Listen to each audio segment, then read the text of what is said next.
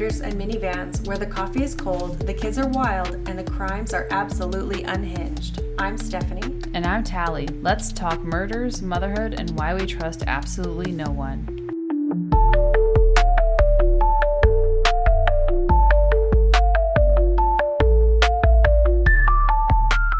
so I put Neil's and my coats down so we could see them, because there wasn't a lot of seating, but both of our kids are on the same curling team, and that is the lane they're on, so I want to make sure to see them. And when we went there after the raffles, an old farmer had moved my stuff, so I only had one chair. I'm like, oh, you moved my stuff. He's like, oh, it was yours? Well, obviously. Like, yes, it was for me and my husband. Both of our children are playing on this lane. And I don't know if it was his son, because the whole guy's like, well, there's a chair back there, and I wanted to like fucking lose it. So I'm like, dude, it's the end of the day. I bet you this is the only game you've been to all day. I don't care how old you are. I was so mad. No, but I'm like this with my seats too. I held it together because usually, like, I get it's annoying when people save seats, but I've been here all day, all day. It's the least you could do. And then so I think his son, or just a younger looking guy in charge of this senior citizen, sorry, I'm just very mad, moved to the back row seat, and he made the old farmer move out of my chair because I was ready to be like uncomfortably passive aggressive and pass Neil stuff in front of this human. Like I had a litany of things I was prepared to do to make this man uncomfortable. Yeah. I don't care how old you are. I could have also just stood in front of him. Yeah. Like I was ticked. And like the other parents around me were from our same team, and they also had a hard time finding seating. We all went there at the same time, put some stuff down. I don't know when the coat moving happened.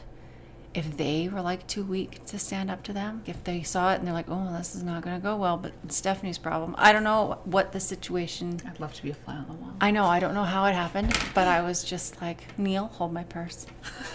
Hold my poodle. That's from White Chicks. I know. I love White Chicks. So I said it. It's such a good movie. No, I feel that rage.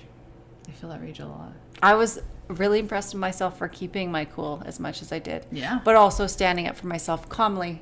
Yeah. Because I find that when women stand up for themselves, right away people snap to like, she's a bitch. Nope. I was calm and firm the whole time, and you broke the rule. That is a social courtesy, and I feel like sometimes it just pushes me the wrong way. We are losing that social awareness. Yeah, we are. It's shocking to me. People are just so not aware of the space that they inhabit, and it's just self-awareness is like a diminishing trait. It is. I find like the more people I interact with, I'm like, what? I think because so many people are online and on their phones, they're not interacting face to face. So to even like place an order at a restaurant, forget about it. I know. That's why I make the girls order, except for C. Yeah. I make my older one order all the time. Like, look them in the eyes. You say please and thank you. Yeah. You're not going to speak be like clearly. A weird Roblox weirdo. I know. Yeah. S&E have to do their own ordering. And I will. Yeah. They are quite good at it, but I never give them an option not to. Like, it was just, we just did that. Yeah. And so it was never a fight. It was just, okay, tell them your order. Yeah. I can't really do that with C yet. No, well, you can't kids are different. You can't tell her what to do, man. Yeah, you may never be able to tell her what to do. Jesus. I had a meltdown at her. She was like I was getting ready to give her a shower before bed. Mm-hmm. And then it was just freaking out that she wanted dad. And I'm like, I had a daddy or a mommy-daughter date, and guess who wasn't there? You. Because you didn't want to go with me, and that made me really sad. And now you're making me even more sad. Mm-hmm. And I know, like, that's very emotionally immature of me, but I was just like, listen, Pete had this, like, daddy-only phase. Yeah. But it wasn't this extreme. Mine's never had this extreme before. No, well, with two girls, like, they love dad. Yeah. They love dad. And so, like, P had this phase, but it lasted, like, a year, 2 years, maybe, where she preferred dad. But still, she wasn't mean to me or anything. It wasn't as extreme. And then C has lasted a really long time, and it's very mean. Mm-hmm. No, it's fine. It's very, very mean. So I'm like, you be nice to me. I'm so nice to you. God. Also, I gave you life, so cool your jets, bud. That seat thing, though, reminds me of Mexico. Because I have a temper, especially when our seats are taken or there's some sort of injustice like that. Mm-hmm. I say injustice so loosely. No, but you know what I mean? feel like it was an injustice. Yes. Yeah. But a breach of a social contract, one might say. Just like when you're being openly rude, it sets me off. Yeah, and I old people usually- feel like their age is a license to be assholes. Yeah. Not all people. Not No. all old people. It's Strathmore. Sorry, Pretentious Strathmore. Yeah. But But sorry, this Mexico thing. So at our resort, actually at most resorts, you have to go down like super early and reserve your yes. chairs. And some people would go down at like asinine times in the morning. We went down at like, it was like 10 minutes before we went to breakfast. We had breakfast. That was like 20 minutes. Got changed, 10 minutes, went down. So it was like 30 minutes that the chairs were reserved for. And it wasn't just like a towel thrown over the pool.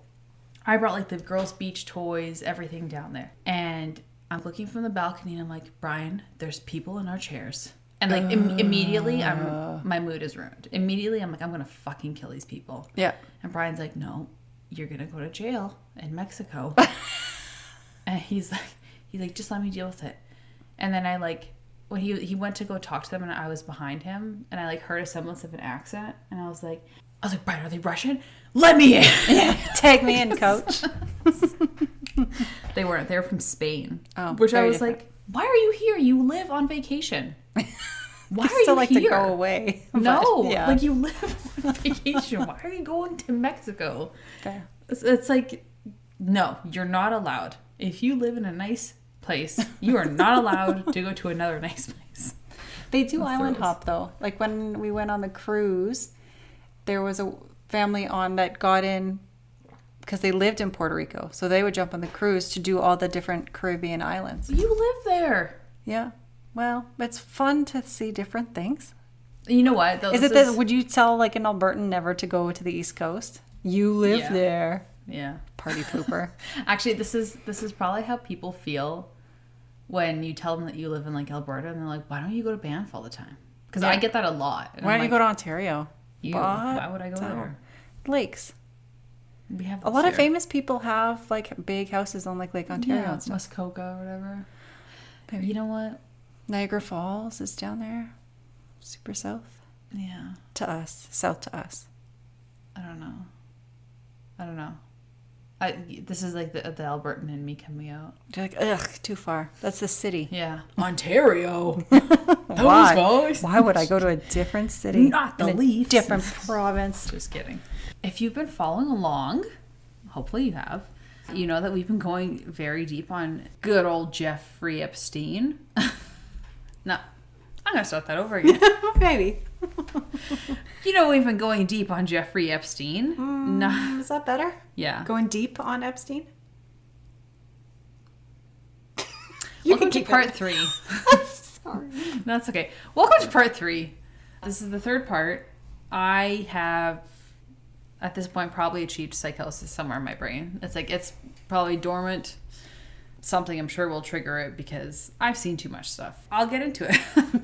In this episode, we're going to talk about, number 1, how Epstein bought political power. Number 2, his eugenics obsession. And then number 3, the connection to politics with the political power. I know this is a true crime podcast, but I feel like you can't really finish off the Epstein story without giving this background about his weird, disgusting obsessions with eugenics and his connections to political power, because this just shows that crime is really everywhere to me. And kind of his global reach. Yeah. It sounds like, right? It's very Get his global. fingers in a lot of stuff. And it's also showing that just because somebody's in power or in politics, that doesn't mean that they're a nice person. Actually, I would argue to say that they're probably awful. Yeah. Yeah, that's Automatically, no matter what the side. But I'll get into it. I'll start off by using a quote from Jeffrey Epstein in 2002. He said, quote, "I invest in people, be it politics or science, it's what I do," unquote. He said that out loud like it was something that he was proud of. But in his world, it was something that he was proud of because that's exactly what he was doing. He wasn't donating to causes. He wasn't passionate about policy. He was buying access and protection and buying the ability to pick up a phone and have somebody answer. So we're going to look at the numbers. From 1989 to 2003, Epstein donated over $139,000 to Democratic federal candidates and committees, over $18,000 to Republicans. That sounds like small numbers by today's standards, and this is before Citizens United blew the doors off of campaign finance. Now you have to be very transparent. But what those donations bought him wasn't just influence, it was relationships and the ability to be in the room with these people. He donated $50,000 to Bill Richardson's campaign for governor of New Mexico in 2002. He donated $50,000 when Bill Richardson ran for re-election in 2006. And here's why that matters. Richardson's state was where Epstein had his Zorro Ranch in New Mexico, the 33,000 square foot compound in the desert outside of Santa Fe. The place where Epstein, according to multiple sources, told scientists and wealthy associates that he intended to impregnate up to 20 women at a time to spread his genes. The place where victims alleged that abuse happened. And in 2010, the New Mexico Department of Public Safety sent Epstein a notice telling him that he was not required to register as a sex offender in the state, despite his Florida conviction, which appears to directly contradict federal law. Fucking nuts. Yeah. You want to tell me that $100,000 in donations to the governor of that state had nothing to do with that? That doesn't seem like enough money to buy that, though. Well, I mean, that's just like public. Like, it did it, but Yeah. I feel like it should be worth Like, more hush money. $100,000, yeah. Anyways, I don't buy it. I think there was definitely something else going on, but that's just my opinion, allegedly. He also gave $15,000 to Gary King's campaign for Attorney General of New Mexico. Yeah, that's the Attorney General who's like the top law enforcement officer in the state where his ranch was. Fishy. And, right? The state that mysteriously decided that he didn't need to register. Ugh. New Mexico, we have beef. Then there's the White House connection. So in 1993, Epstein donated $10,000 to refurbish the West Wing, which, again, not a lot of money, But still weird. but in 1993, 10 grand, I feel like was probably a lot. I don't know. Yeah, probably. Reasonable amount I anyway. was too. Oh, shut up. In exchange, he and Ghislaine Maxwell, who at this point was already serving as Epstein's fixer and procurer, got photos with Bill Clinton. And that's the transaction. Money goes in and access comes out. Clinton met with Epstein at the White House on at least 4 documented occasions. Epstein's lawyers would later claim he was part of the original group that conceived of the Clinton Global Initiative. So Clinton flew on Epstein's planes at least 11 times according to flight logs, and flight records from 2016 showed that he took at least 27 flights total. Wow. That's a lot of time. A lot of time. To go to an island and be like this. I'm covering my eyes. Yeah, pretend to have blinders on. Okay. I could see once, like, maybe it's not as bad as people say. And then you see it and you're like, fuck, turn this plane around. Once or twice. I could see once as an accident. Yeah. Any more than that, I feel It has to be like a handful of times. Like if it's 5 times, because if it's like a business meeting and maybe he takes you to one specific place. But even still, if you're being flown to an island and he's just showing you one specific place, shouldn't that raise red flags to you?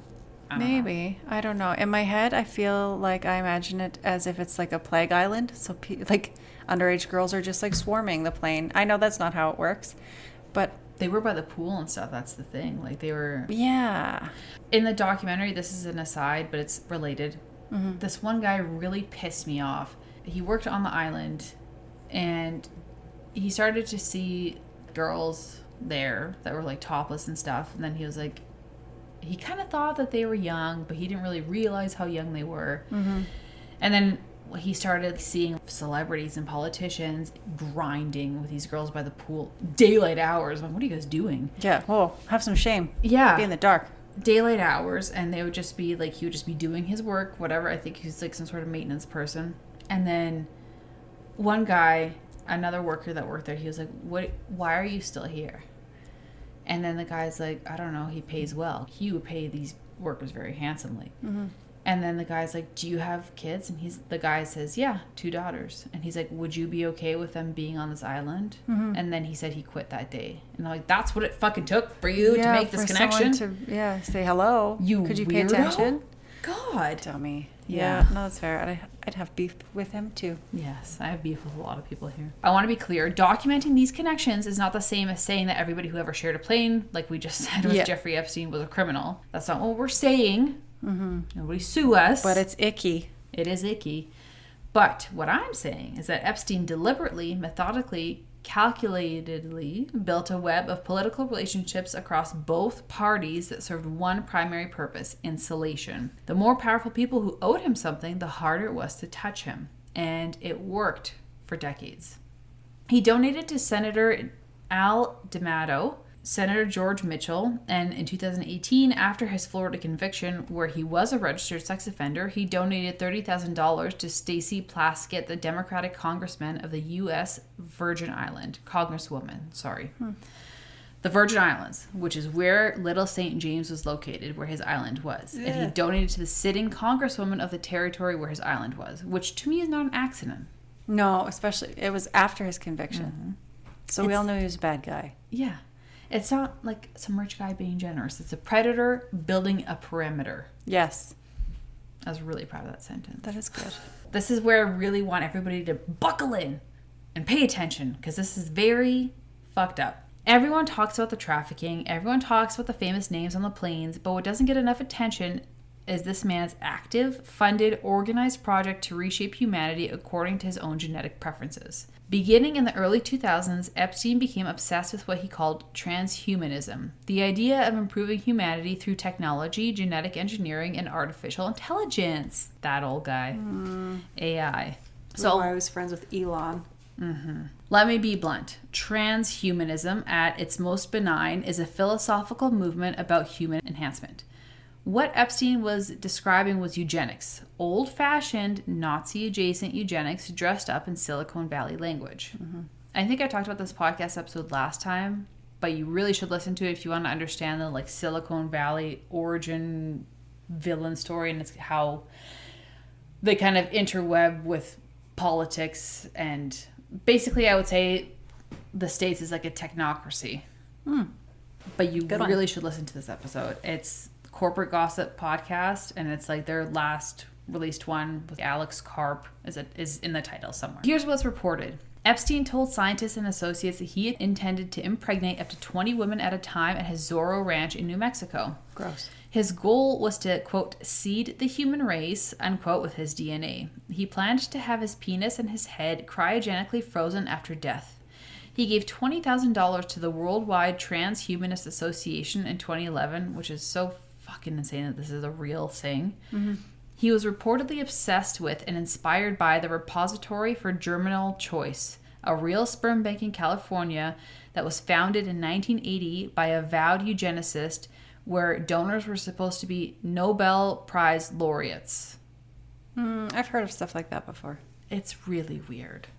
It is. The goal was strengthening the human gene pool. And we talked about this in the last podcast. You could have the two smartest people, and listen, you could have the dumbest fucking kid. Yeah, it is always the battle between nature versus nurture. Yeah, it's always the discussion. And gifted kids, honestly, if you're that gifted, most of the time you burn out by the time you're in university. And then you end up being like a weird stoner who makes art.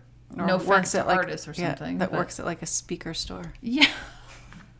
Are those still a thing? I don't think those are. I think they're still owned by Walmart. Yeah, there's still Visions.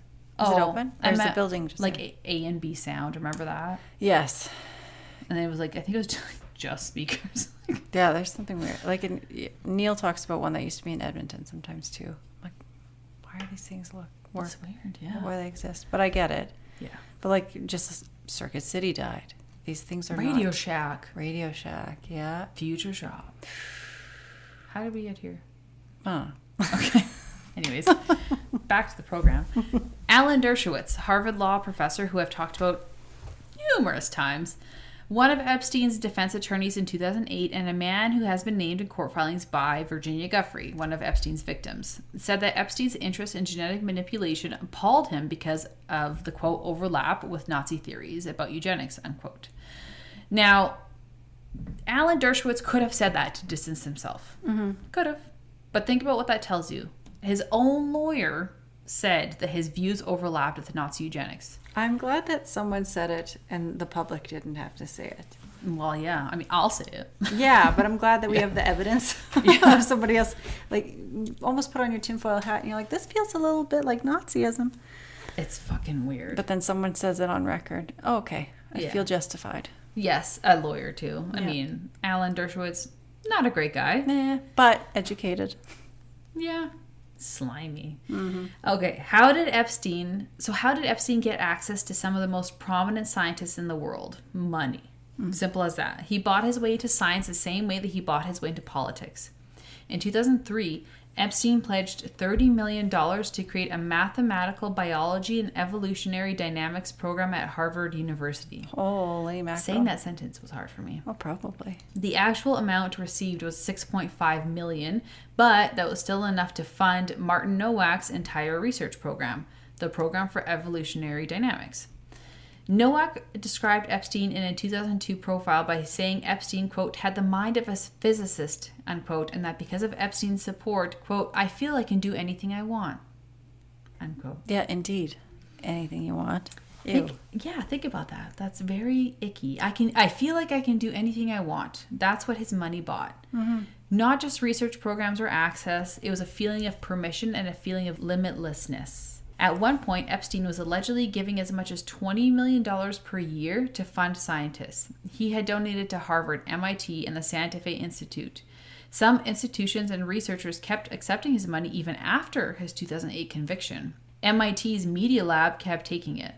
When that became public in 2019, MIT Media Lab director Joy Ito was forced to resign after it came out that he had concealed the fact that some donations came through Epstein after the conviction.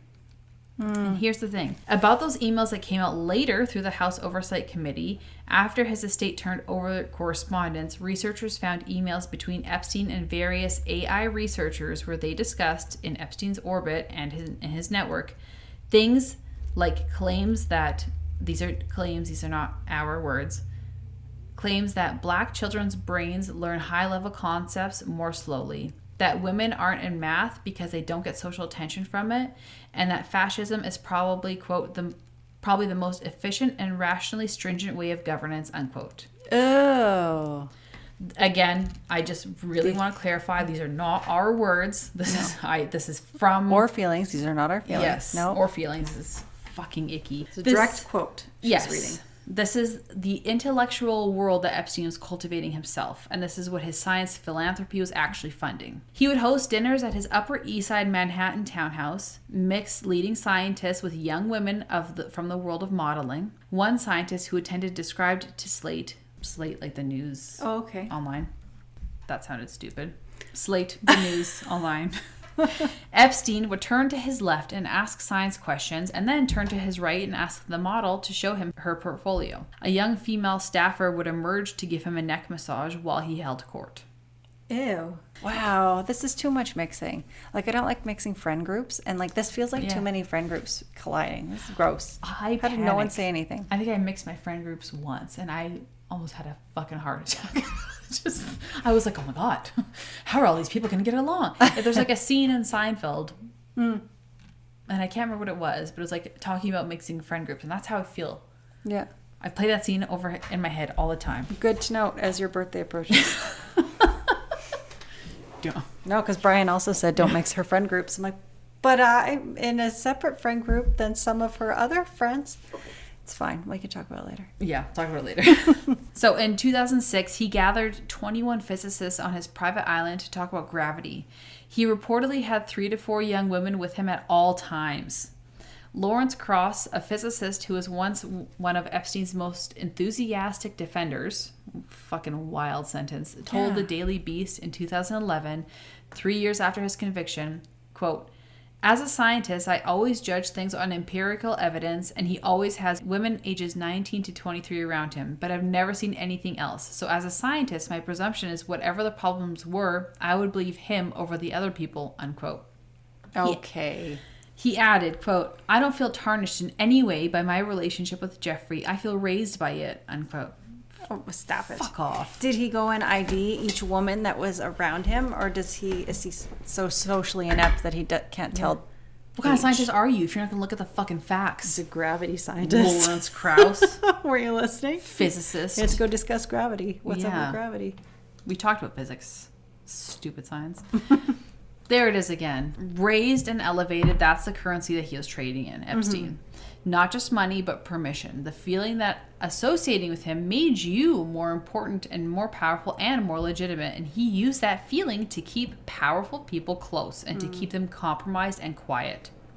Steven Pinker, the Harvard cognitive psychologist, was flown on Epstein's private jet to a TED conference in 2002.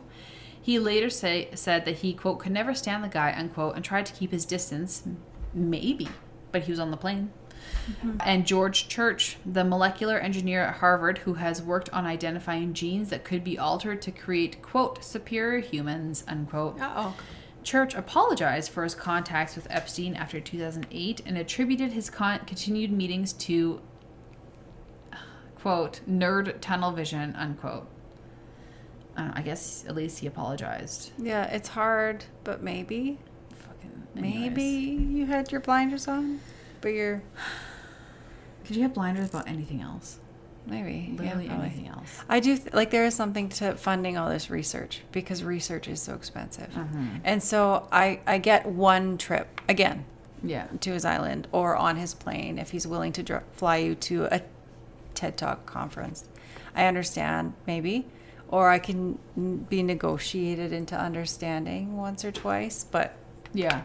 as we said, more than that, okay. You have to be Yeah. willfully ignoring it. Yeah, you have to be very dumb Yeah. and stupid. I Willfully naive, I think. And also, like, do people not think of how they're perceived if you hang out with certain people? Even in our small little tiny area, Yeah. there's like certain people that I would never interact with because I can see how like that interaction would be perceived by other people. I have tried to gently discourage some of my children's friendships because no, we cannot hang out with them. Yes, I agree, which like sounds mean because it's No, not the but kid's as a- fault, but it's, Yeah. you know? As a teacher and social worker, there are some you just do not want to be connected to, but it's something that is inappropriate to discuss with your young children, so you just try to redirect Yeah. is all. You don't tell them their daddy is horrible, so we're never going into their house. You say, Yeah. if we do a play date, it will be at our house Yeah. while mommy is around. Do you want a cheeseburger? Do you want to Let's go for ice cream. Yeah. Yeah, exactly. Got to Redirection. divert right away.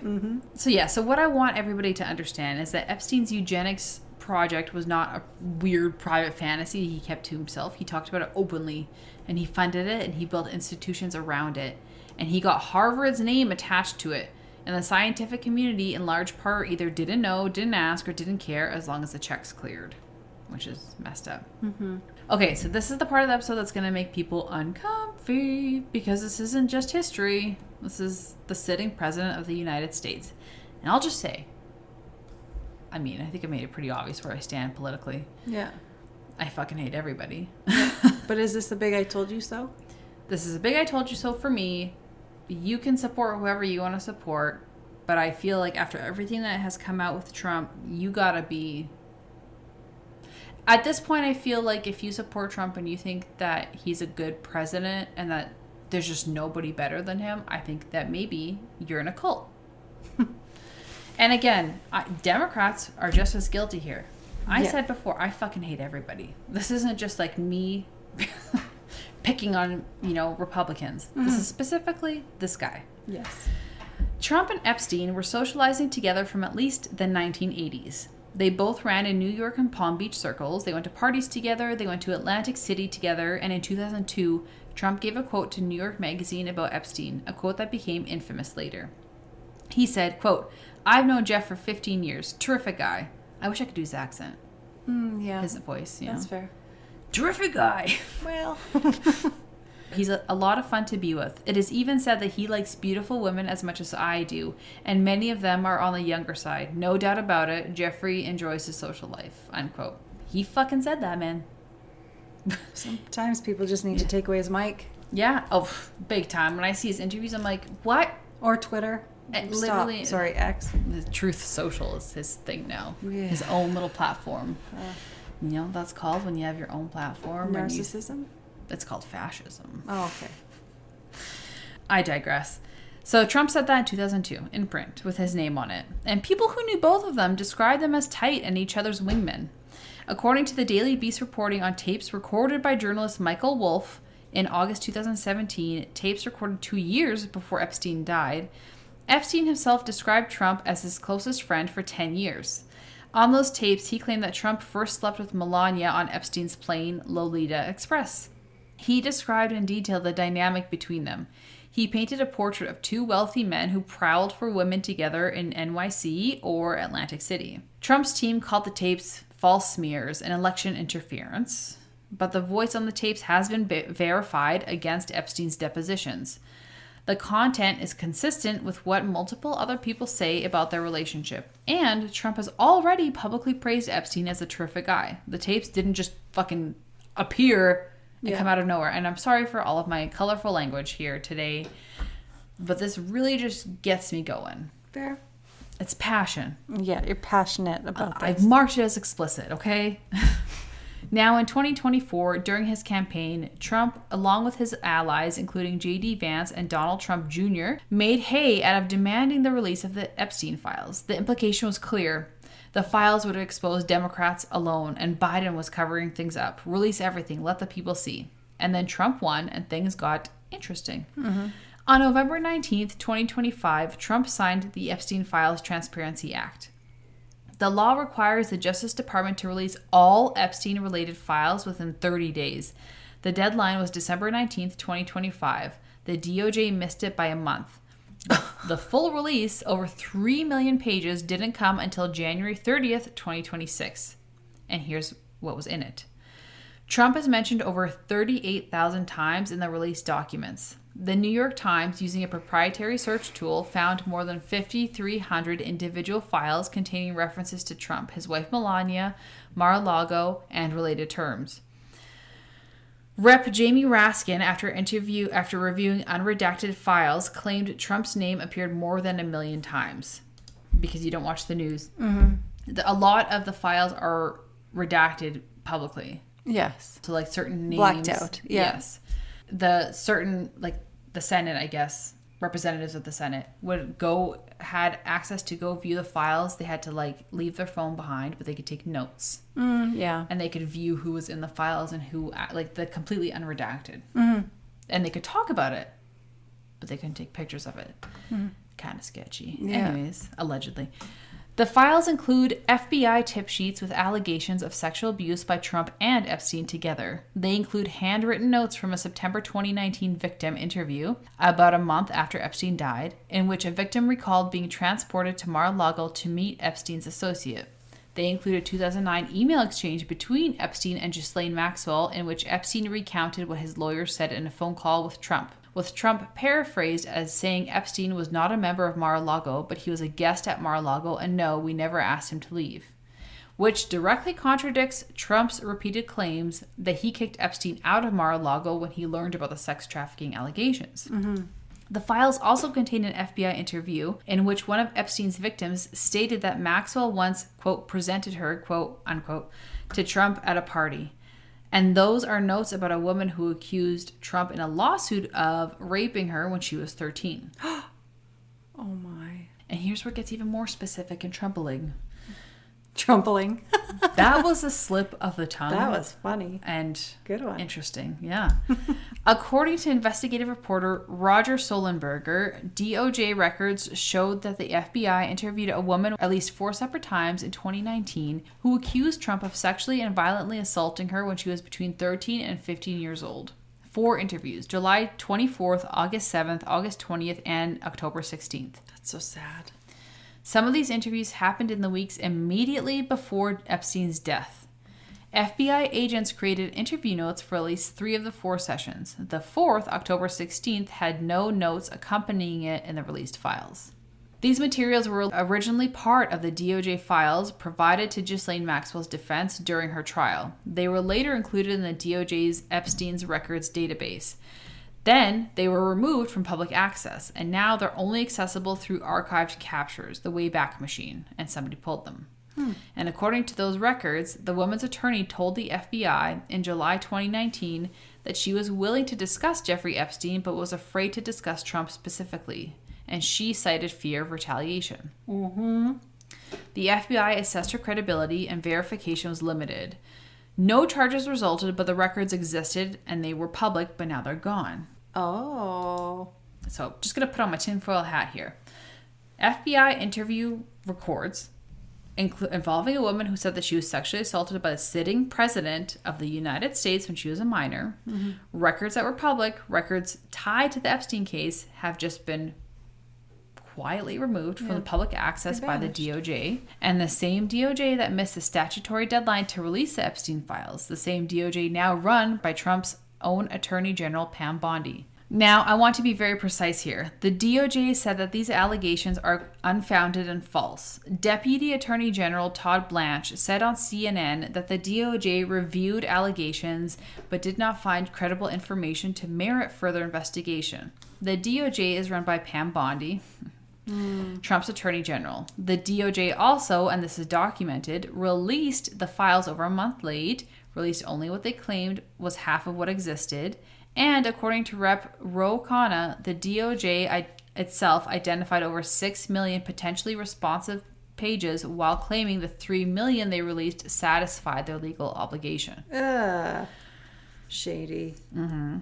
Congress then, and this is February 2026, so I think this was last week, so when this comes out, it's 4 weeks ago, allowed members to view unredacted files at a secure DOJ facility. I know I already talked about this, but Senator Cynthia Loomis, a Republican, came out of that review and said, quote, "Now I see what the big deal is, and the members of Congress that have been pushing this were not wrong," unquote. Oh. Rep. Todd Massey described the situation as bigger than Watergate. And Rep. Maxwell Frost, after reviewing the documents, said a lot of them related to Donald Trump. Hillary Clinton, now remember she's still married for whatever reason to Bill Clinton, accused the Trump administration of a cover-up, which, given her husband's documented connections to Epstein, take a certain kind of audacity. But the accusation itself isn't groundless. A CNN poll from January 2026 has found that 49% of Americans were dissatisfied with how much of the Epstein files had been released, and 2/3 of respondents said that the government was deliberately withholding information. And then, on February 19th, 2026, so 3 days ago, as at the time that we're recording this, British police arrested Prince Andrew on suspicion of misconduct in public office related to his relationship with Epstein. Ooh. He is the first member of the Windsor family to be arrested in the family's entire history. The first member of a British royal family arrested in 379 years. I do think good for them for actually arresting him. You have to make a stand and you have to show which side you're on, the people's or the perpetrator. Yeah, big time. The files keep dropping and people keep getting arrested. Or fired, whatever. And the man who promised the most transparency is sitting on the most evidence. Now, let me step back for a second and tell you what I think is actually going on here, because I think that the threads kind of connect in a way that the media doesn't talk about enough. Epstein wasn't a predator who happened to know powerful people. He was a predator who needed powerful people to operate. The political donations, the science philanthropy, the friendships with presidents and princes and billionaires and kings, none of that was incidental. It was the architecture of impunity. Think about that structure. He cultivated relationships across the political spectrum so that no single administration could ever become a threat. Democratic donors, Republican friends and donors, intelligence connections, global elites. He put his money into Harvard and MIT so that the scientific establishment had a stake in protecting his reputation. He put his money into political campaigns in New Mexico so that the state where his ranch sat would look the other way on sex offender registration requirements. Yeah. He put his money into parties with models and scientists together so that the scientists felt special, felt elite, and felt like their presence was too important to question. And then he used that entire network as a shield. The eugenics piece is important, not just because it's fucking disturbing. Yeah. It absolutely is. But because of what it tells you about his self-conception. This was a man who genuinely believed that he was superior. Like narcissist final boss. He believed that his DNA needed to be spread. Who funded programs that trafficked in ideas about racial hierarchy and human optimization, who wined and dined Nobel laureates and had them thank him in their books, who managed to attach the Harvard brand to his scientific ambitions. He wasn't operating in the shadows because he was ashamed of what he believed. He was operating in the shadows because of the operations, the trafficking, the abuse had to be hidden.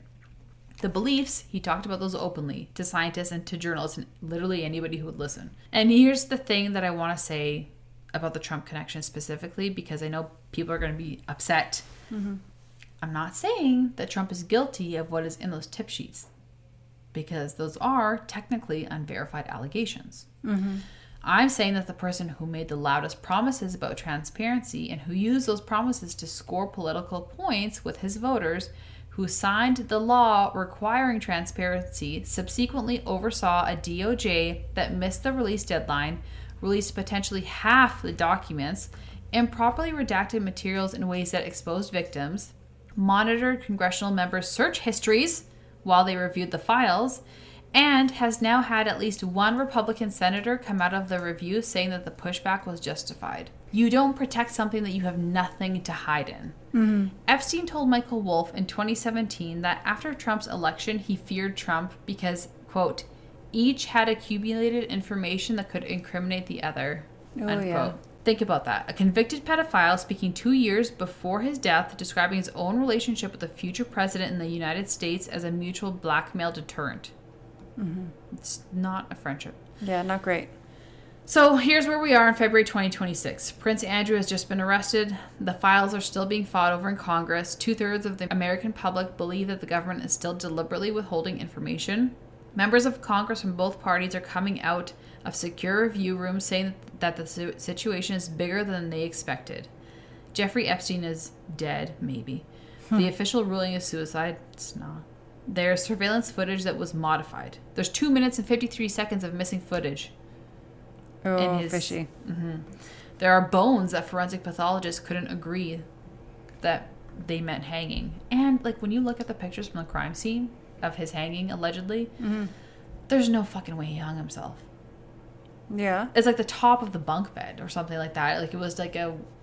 There's no way. There's no way. Yeah. There's just no way. There's a cellmate who was a convicted murderer that he had, and there was a man who supposedly had detailed information compromising powerful people around the world who died weeks after his arrest in a federal facility under guard. Yeah. The investigations are ongoing, the files are still being withheld, and the accountability has not ever really come. Mm-hmm. Not for powerful people in those logs and those emails and those tip sheets. But the files are out there now, more than 3 million pages. Researchers and journalists and podcasters are going through them.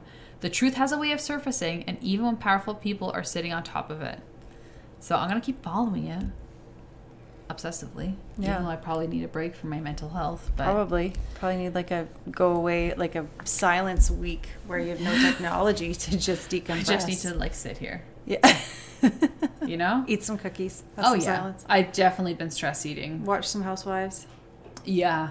Well, and it sucks because one of my favorite franchises is New York City, and there's one of them has a connection to Ghislaine, and I'm like, God damn it! Oh no! You know what I mean? Yeah. The rest of Everywhere. my housewives are fine, but it's like, it just sucks. It sucks. Yeah. And I mean, I know there's so much to cover, and like I said, when I started like episode 1, this really could have been a mini series or a podcast on its own. Yeah, it could have been the whole story. Because there's just so much to cover that he did. But I want to touch on the things that I found the most disturbing, which are the victims and what he actually did in his process, how he got away with it, and the eugenics piece is very disturbing. Mm-hmm. And again, I really recommend that episode from Corporate Gossip. Mm-hmm. And if you like rabbit holes, if you're listening, you should really look into Silicon Valley and the connection to American politics. It is what a ride I've been on. Yeah. I hate everything and everyone. Everyone. And like that's why I want to stress politically. It really doesn't matter if you're a Republican or Democrat or who you support. They are all fucking insane. They are all truly terrible human beings. See, I try to always think on the flip side, like there must be good people somewhere. Nope. No, everything's pretty. You know who's a great politician? Bernie Sanders. I love Bernie Sanders. He is just so, you know what? He is for the people. He got like arrested for protesting like numerous times. Oh yeah. He's just like a sweet old man. And like, he's the only one. Bernie Sanders for president, he's far too old now. There's no way. No, yeah, that'd be horrendous. But like, I love him. I love him so much. Any interview that I see him in, I'm like, I will sit down and listen. I feel like nice people don't get ahead in politics, though. You No. have to be ruthless and mean and not great.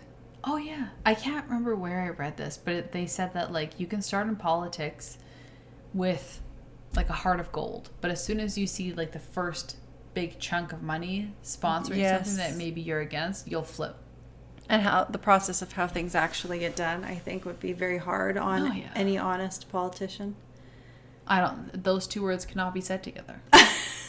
An honest politician. Yeah. That's why I want to stress, like, I know I roasted Trump pretty hard in there, allegedly. But well, you did roast him. You didn't allegedly listen, I roast used him. facts. I'm not saying he committed anything. I'm just saying factually what was said. Because again, there's no actual documentation, but he's in charge of the documentation. I do like to hope still that every bad person will get their karma. For sure. And I do feel like Epstein's wasn't bad enough. If he did commit suicide, I don't think that's bad enough. Definitely not. So maybe he'll come back as like a cockroach or something. Oh, and I hate that his DNA is out there. Yeah, that's concerning. But maybe his DNA wasn't evil? I don't know. If he did commit suicide, where's his cryogenically frozen head and penis? Yeah. Let's check on, make sure you Google that I don't on our want follow-up to. episode. I don't want to. Who is holding his cryogenic penis? I don't want to. Thank God I have a podcast. Mm-hmm. And not that I would ever be Googling this. I mean, I probably would be going down a crazy rabbit hole because that's just who I am. Mm-hmm. But, like, I am probably flagged somewhere on some list with some sort of entity, the shit that I have been Googling and, like, the rabbit holes that I have been going Especially down. if there's images, I feel like you're toast. Yeah. I mean, it was on the DOJ website. So, like, I'm just reading what they're putting out there. Yeah. How else do you want to debrief? Oh, God, I don't know. Sorry for ruining your life. Yeah, Jesus. I hope that you don't think about this too much. Yeah, I hope our witty banter really helps to balance it out. So you're not just miserable and sad. Yeah, I feel like it needs to be known. Right? That's fair. And, Yeah. Because you don't want politics to be shaded with all these... No. How did gray. we get here? I don't know. And sometimes it is a bit scary because you hope that things will balance out. Like there will be a shakeup, but short of revolution, like it's kind of scary. I think astrologically, it's like, is it astrologically or every 250 years an empire falls? Mm-hmm. And I think America is like, Next. How old is America? How old is USA? Oh, 249 years old. Okay, So well, that was this year it's going to spooky. be 250 years. And look at what's happening. That's spooky. Mm-hmm. Don't love that. Just saying. Well, sorry for ruining your lives. Yeah, that's worse, I think, to end on. Yeah. Just keep that in the back of your pocket. Yeah. Sorry about that. Thank you for listening. Bye. Bye.